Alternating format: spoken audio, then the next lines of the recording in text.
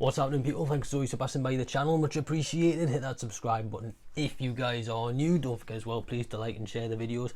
Big thank you to everyone who's been doing that so far. A little later than normal when it came to giving my review, obviously the weekend's fight. I do apologise about that. There's just been so much going on right now. There's been so much kind of like news, especially like in the UK as well. We had the passing of the Queen recently, and we had the Queen's funeral on Monday. I didn't want to film on that day, and I've also had training sessions, job applications, and you know, as a Chelsea fan as well, we had the sacking of Thomas Tuchel, which was an absolute, you know, was absolutely gutting about that, and the rubbish results we've had recently, and it's now international break as well, so it's just been absolute blah blah blah blah blah. There's been so much going, but I did manage to watch the fight on Saturday night, and it was intriguing to say the least, because Canelo and Triple G both looked very, very good on the scales, like I said. But when it came to the actual fight, there was something off about it.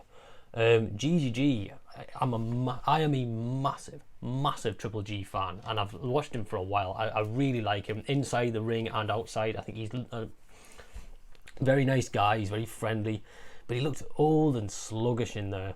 And to me, he won the first. I've said he won the first fight for sure, and I gave him the second fight as well. Yeah, but he lost. He lost that one convincingly. You know, I gave it 8-4 in favor of Canelo, but to be honest, like, it could easily be a 9-3, or even some people say it was a shutout. I don't think it was a shutout. I gave Canelo all the early rounds and then gave Golovkin the late rounds, because Golovkin he just seemed to spring to life in the late rounds. First 8 rounds he did nothing.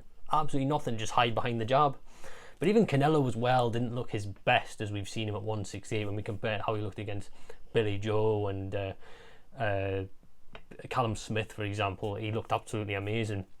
You know, because it was too late, because Triple G almost looked scared. He almost looked like he was just he would just, as soon as Canelo would throw, he'd just almost you know, be like a turtle and just hold himself away.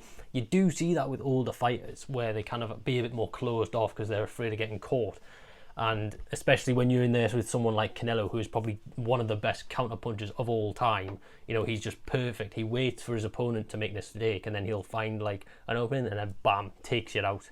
It was a shame and a disappointment for me. Like I said, as a huge Golovkin fan, I just wish these fights had happened when Golovkin was younger. But part of the problem of that was because of Golovkin's reputation. You know, he was the boogeyman. You know, no one wanted anything to do with him, and as a result, people were so scared of facing him, everyone avoided him. Same thing happened with Kovalev in the light heavyweight division. Kovalev was such a monster that everyone just flat out avoided him. Because I feel that Triple G has all the tools to beat Canelo, but it just wasn't enough for him on Saturday night. He just looked, it was too far gone. But the one thing that I admire and respect about Canelo more than anything is the fact that he took the fight, and he's just been so active. You know, he is the example. But I've said, like, even though I'm a big Golovkin fan, I still like Canelo a lot. I think Canelo's incredible. He's the example boxer who I think all young boxers should follow. Like, he is just so damn active, and that's what I like about him. He's coming off a loss to Dmitry Bivol, and he gets right back in there with Golovkin. You know, who does that? You know, because Golovkin's still a genuine threat. Golovkin still had the tools to beat Canelo on Saturday, just didn't happen. That's why I think Canelo has this freedom to almost pick and choose who he wants to fight. You know, and he still fights credible opponents. Like his last 10 fights, I think I mentioned this in my preview, that his last 10 fights have been against unbeaten world champions. You know, the only 2 kind of gimme fights he's had have been Yildirim and Rocky Fielding. You know, that he has got some resume, man. The guy's mentality is just next level. That's why I see Canelo get annoyed when you get people like Benavidez, Charlo, and Demetrius Andrade, who, you know, they're constantly calling him out, and he often responds. And I agree with him on this, because, like, what have they done to earn a fight against him? Like, you know, like, who have they fought? If you look at their resumes, they've fought no one. Their resumes are weak. And they all want to fight Canelo because it's Canelo. You know, it's a big payday, as he says, payday. And they just want easy money. So I can totally see all those 3 should be fighting each other. That's the best way to put it. Like, all 3 of them should fight each other, then the last one gets to fight Canelo, because you don't get the big fish just by calling him out. Overall, great win for Canelo. Shame about Triple G, but kudos to him. I'm sure he'll come back. because for Golovkin, he spoke about doing a world tour. Even though didn't look great, he was still in there with, you know, one of the pound for pound top 5, you know, in the world. There's still enough left of Triple G that I think he can compete. Come to the UK and fight the winner of Conor Benn versus Eubank Jr. Maybe, you know, have that at the O2 Arena, it'd easily sell out.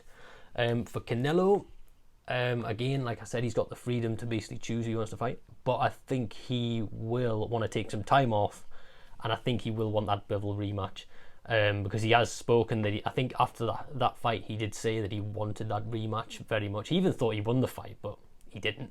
But that will depend on how Bivol gets on against Ramirez in November. You know, I think Canelo, I did read somewhere that I think he might need hand surgery or something like that, but I think he will take a little bit more time off, wait for that Bivol fight, and then try and push for that rematch. As I said, he has got options of Benavidez would be a good fight, 2 Mexicans.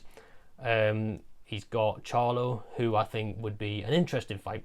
I don't think Charlo is as tough a fight for Canelo in the ring, but I think Charlo's the type of person who in the build-up and the press conferences is going to try and piss him off. So that's why it would be interesting for me.